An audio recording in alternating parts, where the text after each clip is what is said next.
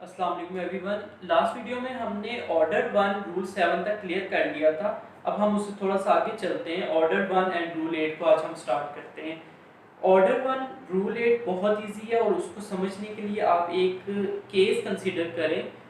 एक कोई wrongful act हुआ, सिविल रॉन्ग हुआ और उसके अंदर 4 से 5 लोग इफेक्ट हुए हैं, ठीक है।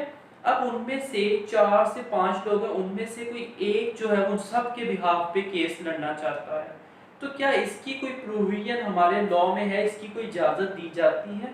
तो इसका सिंपल आंसर है यस, बिल्कुल इजाज़त दी जाती है।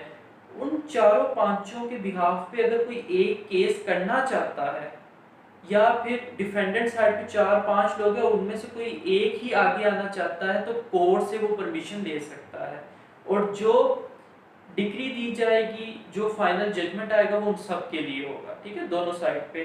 तो ऑर्डर 1 रूल 8 यही बात कर रहा है, वन पर्सन में सू और defend on behalf of all in same interest. Interest same होना चाहिए सबका, यानी सबका जो केस है वो सेम होना चाहिए। फिर जो है डिफेंडेंट साइड पे भी प्लेंटिफ साइड पे भी एक बंदा जो है बाकियों के बिहाफ पे केस लड़ सकता है, ठीक है। और इसके लिए सबसे इंपॉर्टेंट बात क्या है, परमिशन ऑफ द कोर्ट जरूरी है। उसके बाद हम नेक्स्ट चलते हैं और उसके अंदर ये है miss ज्वाइंटर and non ज्वाइंटर of the parties. Plaintiff side पे या डिफेंडेंट साइड पे अगर कोई बंदा पार्टी नहीं बना जो केस के लिए जरूरी था, तो महज इस वजह से वो केस जो है वो डिफीट नहीं कर दिया जाएगा, खारिज नहीं कर दिया जाएगा, किसी एक साइड पे नहीं उसे झुका दिया जाएगा कि वहां पे वो पार्टी नहीं आई। मिसाल के तौर पे प्लेंटिफ कोई मिसिंग है और उसका होना जरूरी था, तो सिर्फ इस बेसिस पे वो केस जो है खराब नहीं कर दिया जाएगा कि प्लेंटिफ नहीं है यहाँ पे, वो वाला, ठीक है। और डिफेंडेंट वाली साइड पे भी सेम यही चीज है। तो कहता है कि मिस ज्वाइंटर एंड नॉन ज्वाइंटर की वजह से कोई भी सूट जो है वो डिफीट नहीं किया जाएगा। उसके बाद है suit in name of wrong plaintiff. अब केस दायर किया जाता है लेकिन उसमें प्लेंटिफ का नाम गलत है या फिर जिसको प्लेंटिफ होना चाहिए था वो प्लेंटिफ नहीं है। तो ऑर्डर 1 रूल 10 ये कहता है कि उसका नाम जो है वो एक्सक्लूड भी किया जा सकता है, निकाला भी जा सकता है और उसको ऐड भी किया जा सकता है। प्रैक्टिस में ये चीज बहुत कॉमन है कि हम कहते हैं 110 की एप्लीकेशन दी है। अब 110 का मतलब क्या है, ऑर्डर 1 रूल 10 की एप्लीकेशन दी है कि ये बंदा जो है इसको प्लेंटिफ गलत बना दिया गया है या ये बंदा जो है इसको डिफेंडेंट गलत बनाया गया है, तो कोर्ट के पास ये पावर है कि उसका नाम स्ट्रक ऑफ कर सकती है, स्ट्राइक आउट कर सकती है कि ये बंदा प्लेंटिफ नहीं बनना चाहिए या ये बंदा डिफेंडेंट नहीं बनना चाहिए। अच्छा, उसके अलावा ये है कि अगर कोई बंदा अपने नेक्स्ट फ्रेंड के बिहाफ पे केस लड़ रहा है, मिसाल के तौर पे एक बंदा है वो पैरालाइज्ड है और उसके बिहाफ पे उसका दोस्त केस लड़ रहा है या कोई भी केस लड़ रहा है, तो उसको इन राइटिंग जो है उससे इजाज़त होनी चाहिए कि मैं तुम्हारे बिहाफ पे केस लड़ना चाहता हूँ। वे defendant added plaint to be amended, ये पॉइंट बड़ा इंपॉर्टेंट है 110 के अंदर, यानी ऑर्डर 1 रूल 10 के अंदर।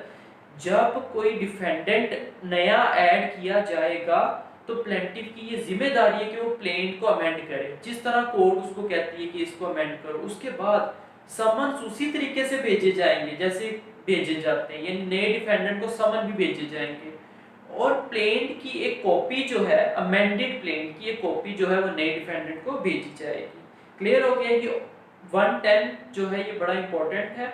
ऑर्डर 1 रूल 10 प्रैक्टिस में भी ये बड़ा काम आता है और इस पे तो बल्कि इतनी इतनी मोटी किताबें लिखी हुई हैं सिर्फ एक ही इसी ऑर्डर पे।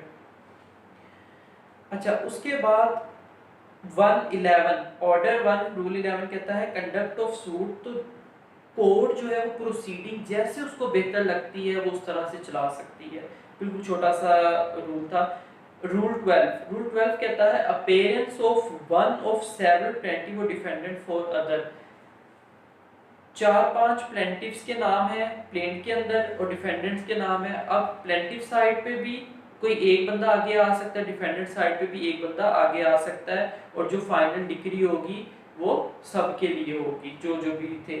उसके लिए ज़रूरी है कि आप उनसे प्रॉपर इजाज़तनामा लें, यानी 4 लोग प्लेंटिफ है उनमें से कोई एक आगे आके अकेला प्रोसीडिंग्स को हैंडल करना चाह रहा है तो बाकी जो 3 है उसको लिख के देंगे, ये अक्सर जब प्रैक्टिस में देखते हैं तो इसके अंदर जो ख़वातीन होती हैं वो हस्बैंड वगैरह को आगे कर देती हैं कि हमारे केस लड़ो, या फिर घर की औरतें वगैरह जो होती हैं तो उनके बिहाफ पे कोई बंदा जो है वो केस लड़ रहा होता है, तो वहाँ पे ये चीज़ बड़ी काम आती है।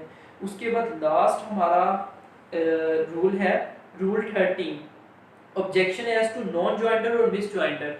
अगर आपने ड्यूरिंग द सिविल प्रोसीडिंग कोई एक ऐसा मुद्दा उठाना है कि यार ये बंदा तो प्लेंटिव होना ही नहीं चाहिए, या ये बंदा तो डिफेंडेंट होना ही नहीं चाहिए, आपने कोई ऐसा ऑब्जेक्शन रेज करना है, तो ये रूल कहता है कि जितना अर्लीस्ट पॉसिबल अपॉर्चुनिटी पे आप ऑब्जेक्शन रेज करेंगे उतना ही फायदा है। और अगर आपको पता था कि ये बंदा जो है ये मिस ज्वाइंटर है या ये नॉन ज्वाइंटर है, ये भी प्लेंटिव होना चाहिए, ये भी डिफेंडेंट होना चाहिए, और आपने वो ऑब्जेक्शन रेज नहीं किया, तो समझा जाएगा कि आपने उसको वेव कर लिया है। तो ये मैंने कोशिश की है कि शॉर्ट करके जल्दी जल्दी ऑर्डर 1 को ख़त्म कर दिया जाए। तो एक ओवरव्यू मैंने उस तरह से दे दिया, बाकी आप इसको रीड आउट कर लीजिएगा। इंशाल्लाह हम नेक्स्ट ऑर्डर को स्टार्ट करेंगे। ठीक है, तब तक के लिए मुझे इजाज़त दें। अल्लाह हाफिज़।